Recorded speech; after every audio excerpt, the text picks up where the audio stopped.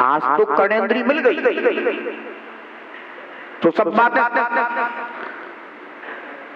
ख्याल में आ रही है। कहीं तूने अज्ञानता में कोई ऐसा कर्म बांध लिया कि कर्णेंद्री के अलावा 4 इंद्री मिल गई, अब क्या करेगा?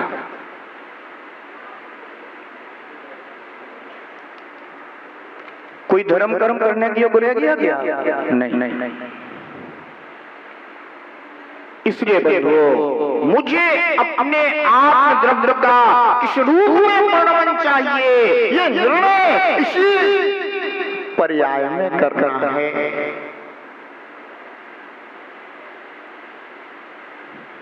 मैं पिता बनूं, मैं माता बनूं,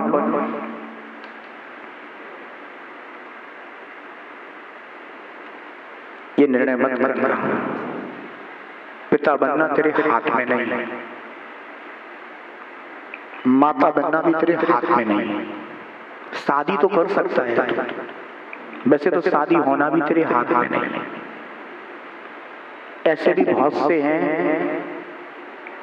कि जो चाहते हैं कि हो जाए पर हो नहीं रही।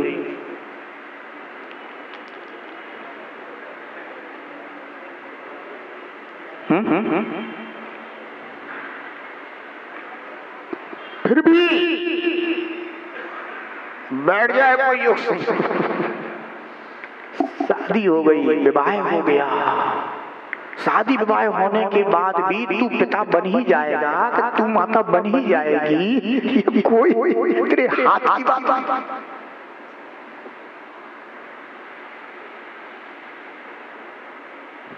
पर हाँ, अगर तूने ये सोच लिया कि मैं आत्मा से परमात्मा बनूं, तो ये तेरे पुरुषार्थ पर निर्भर करेगा।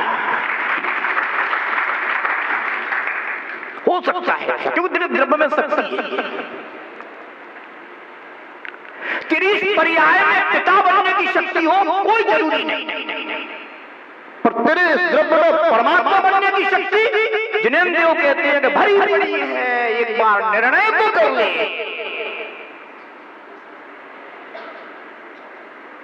भरी पड़ी है।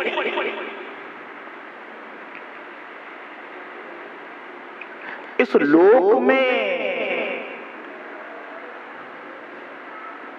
रहते हुए ही, क्योंकि लोक से बाहर तो कोई जाता नहीं,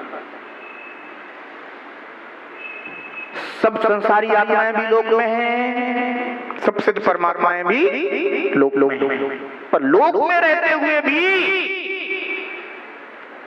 संसारी आत्माओं के अंदर लोक है और शुद्ध परमात्माओं के अंदर लोक नहीं है।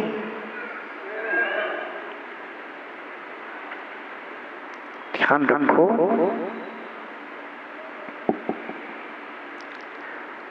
यह जो अनंत आकाश है, अनंत आकाश के ठीक मध्य में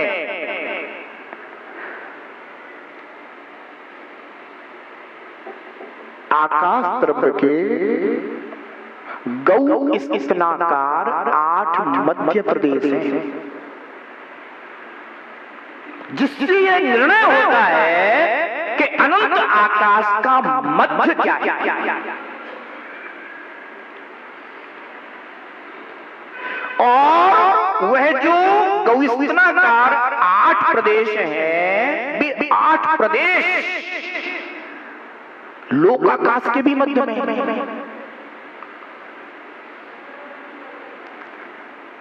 यानी जो सुमेरु पर्वत है, सुमेरु पर्वत के ठीक नीचे वे 8 गौस्तनाकार मध्य प्रदेश हैं। इसलिए यह जो रचना होती है, यह रचना आकाश द्रव्य के ठीक मध्य में है। और अभी अपन सब कहाँ हैं? मध्य लोक में। मत्स्य और त्रियंच इस मध्य लोक में होते हैं। ऊर्ध्व लोक में वैमानिक देव हैं, अधोलोक में नारकी भी हैं,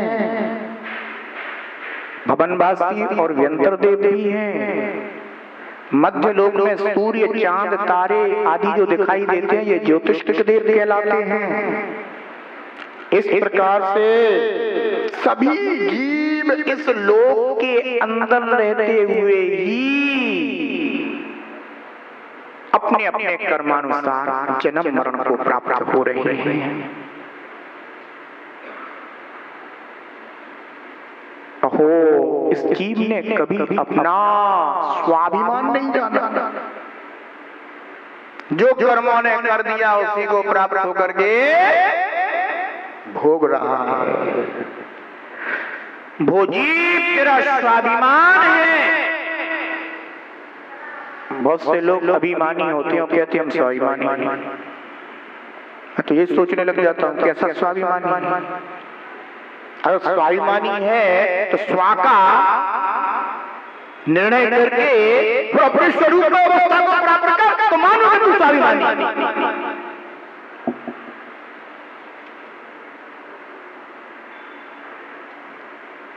कर्मों के द्वारा पतित हो रहा है, फिर भी कहता है मैं स्वाभिमानी।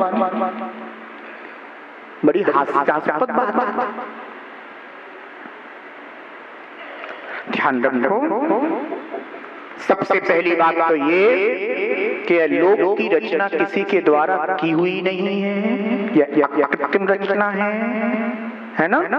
किसी के द्वारा बनाई नहीं है, ना किसी के द्वारा विध्वंस की जाती है, ना किसी के द्वारा मिटाई जा सकती है। यह अनादि अनिधन रचना है।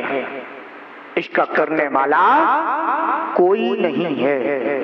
इस लोक के अंदर ही छहों द्रव्य होते हैं, जीव द्रव्य, उद्गल द्रव्य, धर्म द्रव्य, अधर्म द्रव्य, आकाश द्रव्य और काल द्रव्य। ये सभी इसी के अंदर पाए जाते हैं और सभी का परिणमन करना यह स्वभाव होता है। अर्थात सभी द्रव्यों का परिणमन करना स्वभाव है और हमें इस परिणमन स्वभाव के द्वारा ही अपने द्रव्य स्वभाव को पूर्ण रूप से प्रकट करके परमात्मा बनना है। कोई भी बाह्य द्रव्य को स्वीकार करके आज तक कोई परमात्मा नहीं बना। अपन सुनते हैं ना कि परमात्मा तो तीन लोक के नाथ होते हैं, ये तो सुनते हैं। पर एक बात ध्यान रखना, अपने अंदर ये निर्णय मत बिठा लेना कि मैं तीन लोगों का नाथ बनूंगा तभी परमात्मा बनूंगा। जो परमात्मा बनता है वह स्वयं तीनों लोगों के द्वारा, जीवों के द्वारा स्वीकृत होता है, पूज्य होता है, इसलिए तीन लोग का नाथ कहलाता है। पर तुम अपने यहाँ का गणित वहां मत बिठा देना, नहीं तो सोचोगे जो है ना मैं इतनी जमीन जायदाद का पहले स्वामी हूँ, ऐसे मैं तीनों लोगों का पहले स्वामी बनूंगा, अभी तो तीन लोग का नाथ बनूंगा।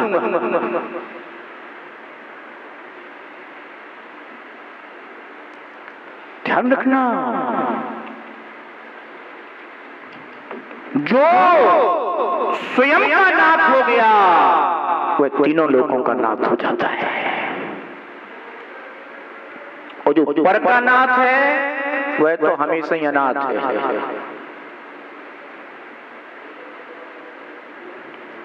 ध्यान रखना, जो पर का नाथ है वो हमेशा अनाथ, क्योंकि ऐसा हो ही नहीं सकता। आचार्य भगवान आज देख लें, फटाफट अपन गाथा और देख लें। लोकानुपेक्षा का स्वरूप गाथा 54 यहाँ पर बता रही है। आइए, लोका सर्वोपि सर्वत्र सापाय स्थितिरत्र वः दुःखकारी कर्तव्या मोक्ष एव मति सका आचार्य परमानंदी स्वामी लोकानुप्रेक्षा का स्वरूप बताते हुए कह रहे हैं कि यह समस्त लोक विनाशिक और अनित्य है तथा नाना प्रकार के दुखों का करने वाला है। इस लोक में जीव को क्या मिलता है? दुख।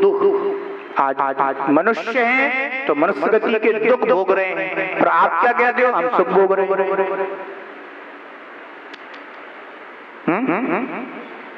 सुख नहीं भोग रहा, भोग तो दुख रहा।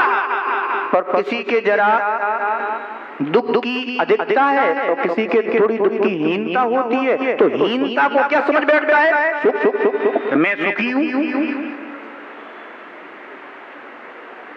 पर वास्तव में इस संसार में चारों गतियों में कोई जीव सुखी नहीं है, देवता भी सुखी नहीं। देवताओं के तो इतने दुख हैं, इतने दुख हैं, इतने दुख हैं कि कुछ पूछो मत। इसलिए कहा है कि नाना प्रकार के दुखों का करने वाला है। ऐसा विचार कर उत्तम पुरुषों को सदा मोक्ष की ओर ही बुद्धि लगानी चाहिए। क्या बता दिया लोकानुप्रेक्षा में कि लोक में सर्वत्र जीव को दुखी दुख भोगना पड़ता है। इसलिए यह निर्णय करना चाहिए कि मैं अपने आत्मद्रव्य का किस रूप परिणमन कराऊं। अगर ये निर्णय हो गया तो मोक्ष प्रिय हो जाएगा। जो कर्म मुझे आत्मा के परिणमन में कारण बन रहा है, मैं उस कर्म का नाश करके अपने आत्मद्रव्य के आश्रय से होने वाले सहज शुद्ध परिणमन परमात्मा रूप परिणमन को प्राप्त करूंगा। ऐसा निर्णय इसी पर्याय में करना होगा।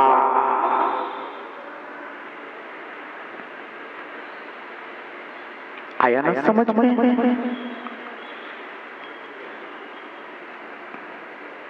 तो चारों गतियों के सुख नहीं चाहिए, मुझे तो निज आत्मा का अतीन्द्रिय सुख चाहिए।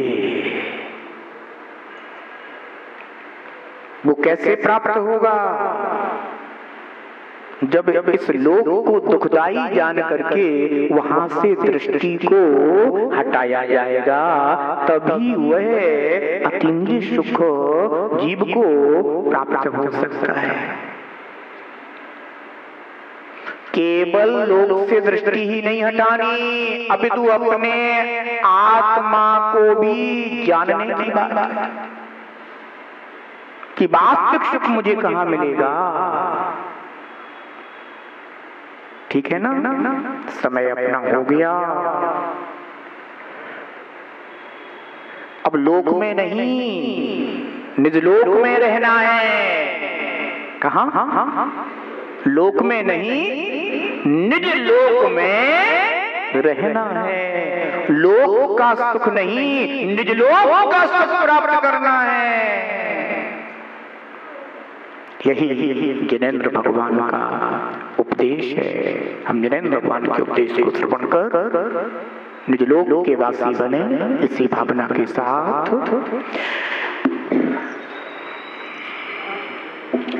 लोक विनाश स्वभावी है, लोक अनित्य स्वभावी है। नाना दुख करने वाला लोक ही दुख स्वभावी है। सज्जन जन मुक्ति हो, सज्जन जन मुक्ति में बुद्धि लगाए। जीवन है पानी की बूंद कब मिट जाए रे। जीवन है पानी की बूंद कब मिट जाए रे। पानी अनहोनी हो, होनी अनहोनी कब क्या कट जाए रे। जीवन है पानी की बूंद कब मिट जाए रे। जीवन है पानी की बूंद कब मिट जाए रे। जीवन है पानी की बूंद कब मिट जाए। श्री शांतिनाथ भगवान की जय।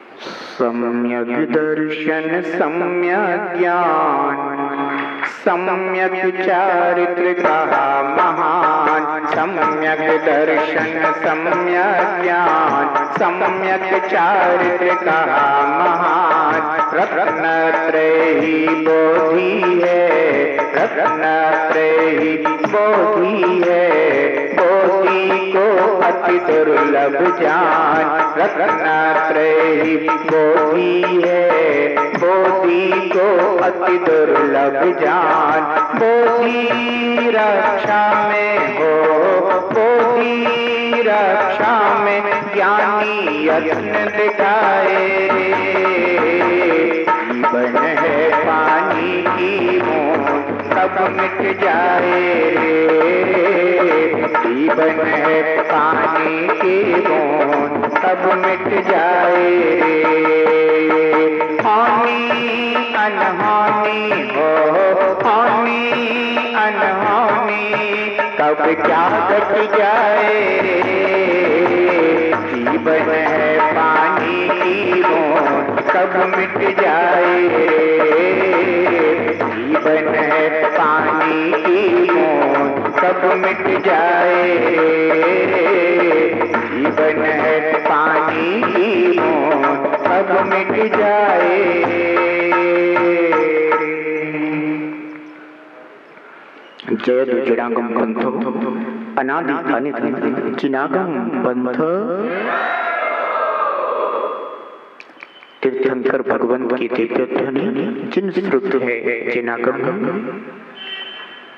चिनागम में वर्णित आत्म कल्याणकारी मार्ग, आत्मकारी पंथ चिनागम पंथ है। परस्पर रागदेश को बढ़ाने वाले आगम बाह्य पंथ उन मार्ग। वीत रागता को देने वाला परस्पर उपग्रह जीवन नाम का प्रतीक चिनागम पंथ शन मार्ग है।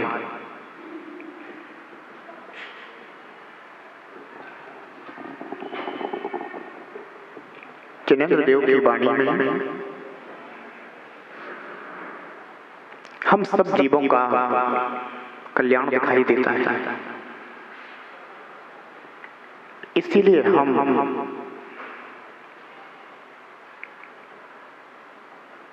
जिन वाणी की श्रद्धा करते हैं,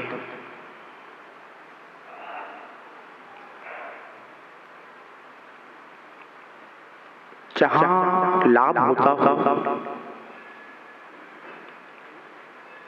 जिससे लाभ होता हो, उसका आश्रय किया जाता है। जहां लाभ नहीं होता हो, जिससे लाभ नहीं होता हो, उसे छोड़ दिया जाता है। हमने आज तक यह नहीं जाना कि हमें सच्चा लाभ कहाँ मिलता है।